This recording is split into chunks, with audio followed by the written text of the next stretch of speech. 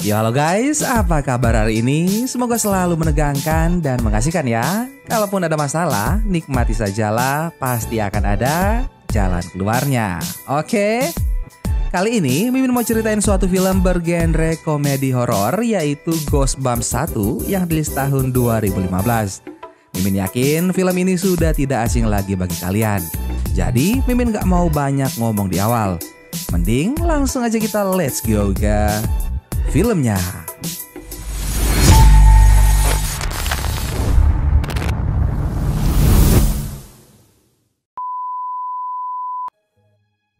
Film pun dibuka dengan scene perjalanan pindah seorang anak bernama Zack dan sang ibu yang bernama Gail ke sebuah perumahan yang lumayan jauh dari kota setelah kematian sang ayah. Di rumah baru mereka langsung disambut oleh Lorraine, bibi dari Zack. Lorraine membawa hadiah berupa topi penuh manik-manik. Zack terpaksa memakai topi itu untuk menghargai Lorraine dan segera mengeluarkan barang-barang dari mobil. Sesaat kemudian, ia disapa oleh seorang gadis yang tinggal di rumah sebelah bernama Hannah. Baru sebentar mereka mengobrol, ayah Hannah langsung menyela. Pria bernama Steen itu berkata tegas memperingatkan Zack agar menjauh dan jangan pernah berhubungan dengan keluarganya. Padahal Zack dan Hannah hanya mengobrol ringan. Di sisi lain, Gail sangat berharap kepindahan mereka ke lingkungan baru saat ini bisa membantu situasi Zack agar tidak terlalu sedih atas kepergian sang ayah. Setiap ada waktu, Zack selalu memutar ulang rekaman videonya bersama sang ayah. Pada keesokan harinya, Zack dan Gail memulai hari pertama mereka di sekolah yang baru. Karena Gail juga bekerja di sana sebagai wakil kepala sekolah. Semua siswa dikumpulkan di lapangan basket untuk menyambut Gail. Tapi para siswa hanya diam dan berlalu pergi setelah Gail selesai berpidato. Sepulang sekolah, Zack bertemu lagi dengan Hannah saat sedang membuang sampah. Zack heran mengapa Hannah tidak terlihat di sekolah. Tapi ternyata Hannah bersekolah di rumah. Hannah kemudian mengajak Zack ke suatu tempat. Walau merasa bingung, Zack tetap mengikuti langkah Hannah hingga ke dalam hutan yang tidak jauh dari rumah. Sebuah taman hiburan yang sudah tidak terpakai karena developernya kehabisan dana. Zack takjub melihat ada tempat seperti ini di dalam hutan. Bersama Hannah, Zack memanjat ke atas biang lala. Mereka pun saling berbagi cerita. Hannah tidak pernah melihat ibunya dan ayahnya sering membawanya pindah dari satu kota ke kota lain. Menyadari malam sudah semakin larut, mereka pun berdua memutuskan untuk pulang. Sebelum berpisah, Zack berkata ia selalu membuang sampah setiap hari Selasa dan juga Kamis. Siapa tahu Hannah ingin bermain lagi bersamanya. Sayangnya Steen memergoki mereka dan Steen mengancam sekali lagi jika Zack mencoba mendekati Hannah maka akan terjadi sesuatu yang sangat buruk.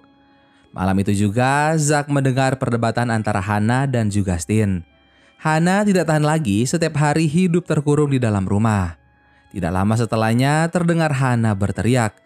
Takut terjadi sesuatu pada Hannah, Zack langsung memeriksa ke rumahnya. Namun tentu saja Steen menghalangi.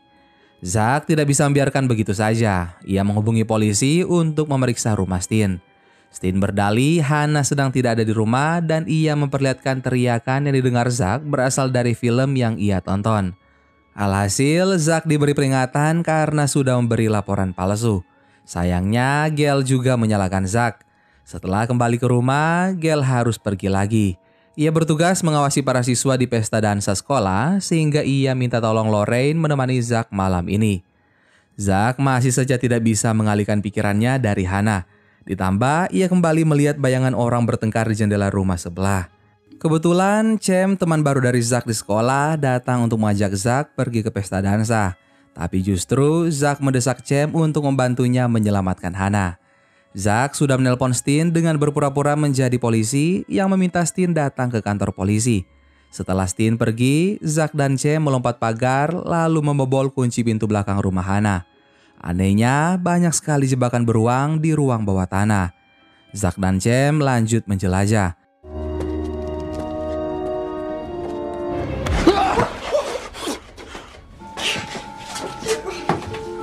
Mereka menemukan sebuah rak penuh buku-buku horor yang dilengkapi kunci pada masing-masing buku.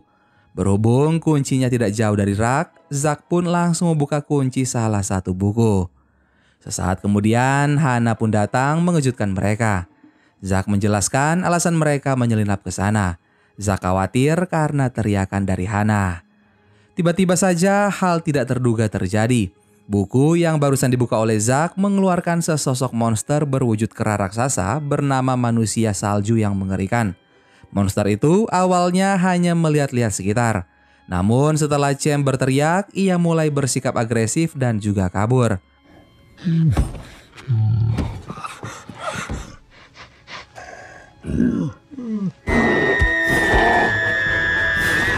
Hana berlari keluar disusul oleh Zack dan Cem, dan tanpa mereka sadari ada buku lain yang terbuka dengan sendirinya.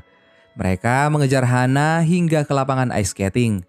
Menurut Hana, satu-satunya cara menghentikan monster hanya dengan membuatnya kembali terhisap ke dalam buku.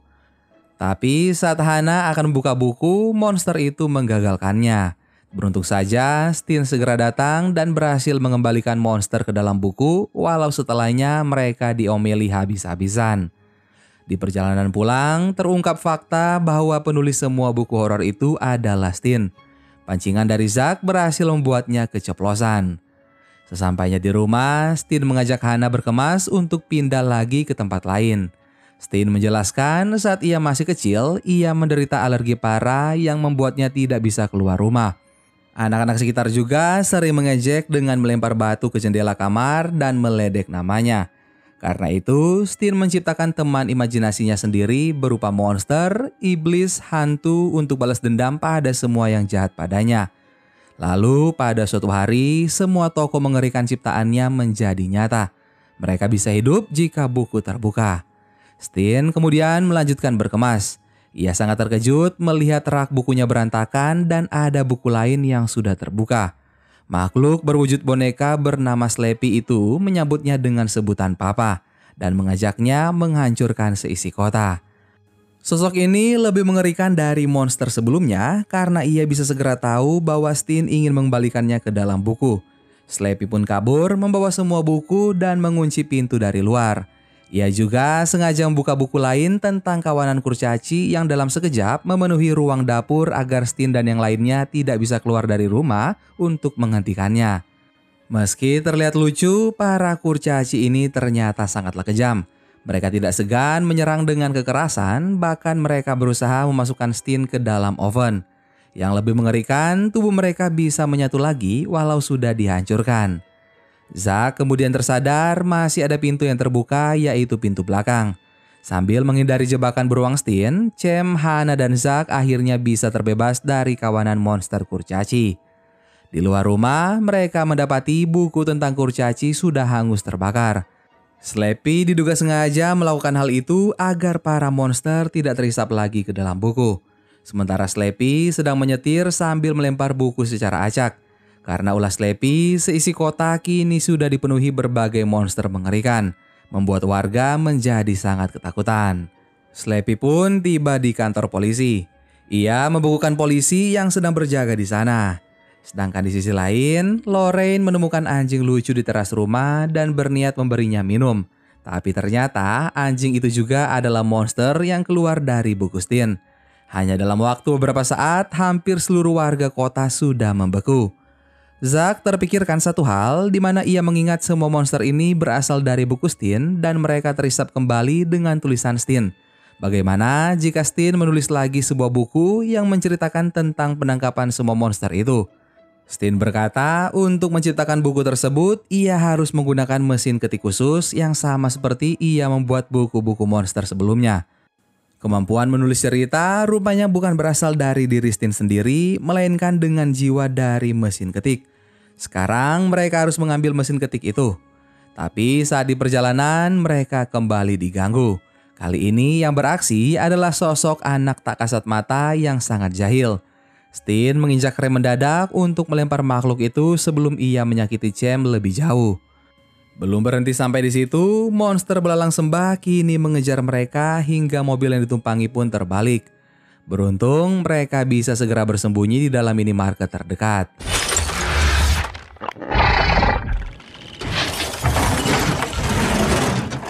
Baru saja lolos dari hantu dan monster belalang, mereka harus menghindari kejaran monster serigala setelah Cem membuat suara mendesis dari tutup botol soda.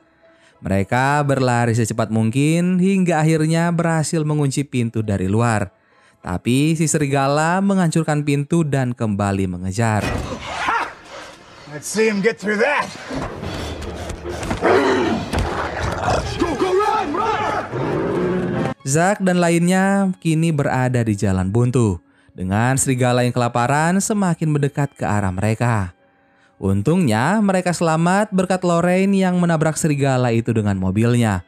Lorraine dan Steen tampaknya saling tertarik satu sama lain.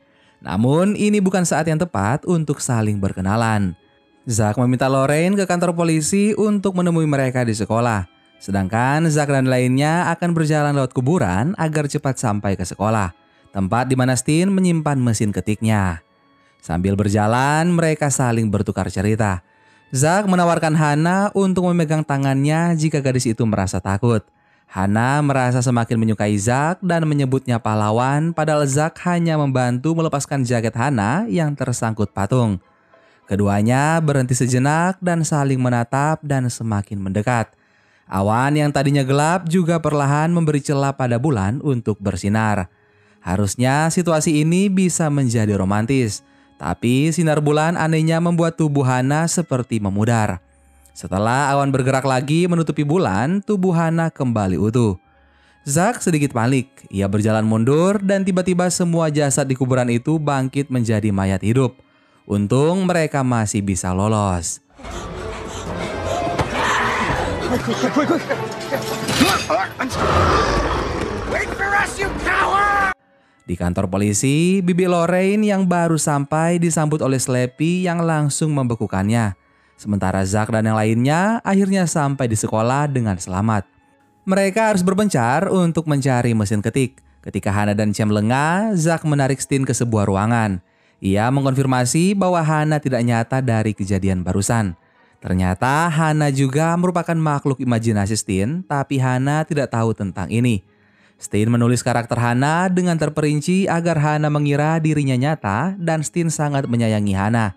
Begitu juga Zack mengungkap ia juga takut kehilangan Hana.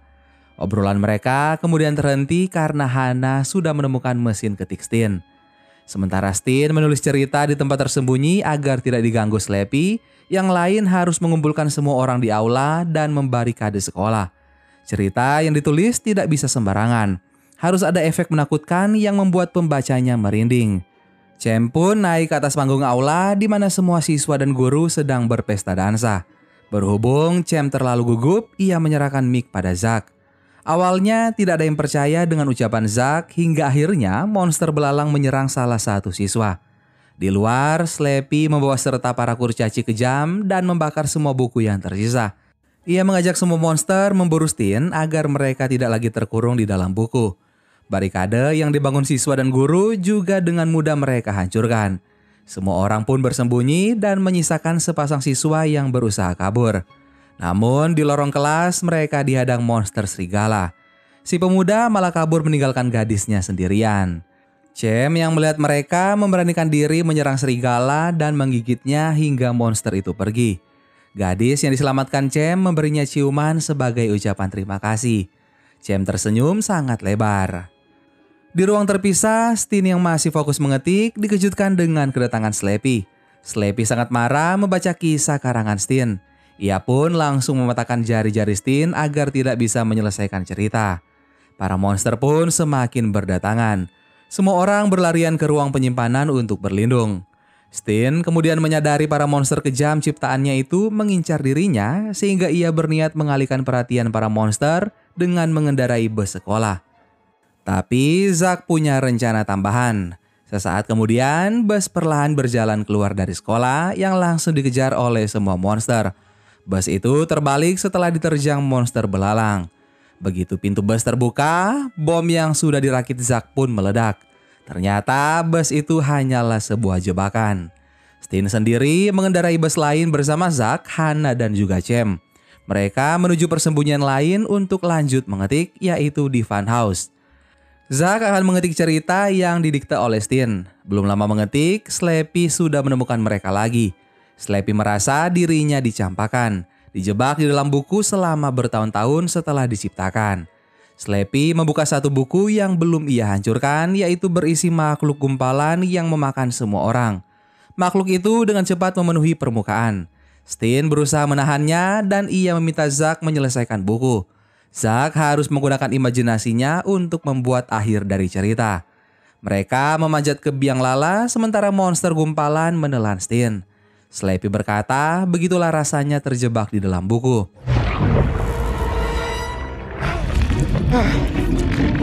World is just outside your grasp, but you can't move. Di atas biang lala, akhirnya buku terakhir Steen sudah selesai diketik oleh Zack.